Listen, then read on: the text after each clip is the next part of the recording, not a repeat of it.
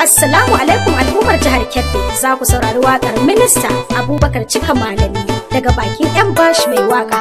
Sai wadda ta ɗauki nauyin wannan waƙar Hajiya Asma'u Gursulu birnin Kebbi. Domin neman ƙarin bayani za ku iya tuntuɓar mu ta lambar waya kamar haka: 081-354-7420. Farar tafiya Cika Malami yanke dimun bika, Allah ya nufa ya cika muna duka bukatunmu. 2023 Cika Malami za mu bi bayanka.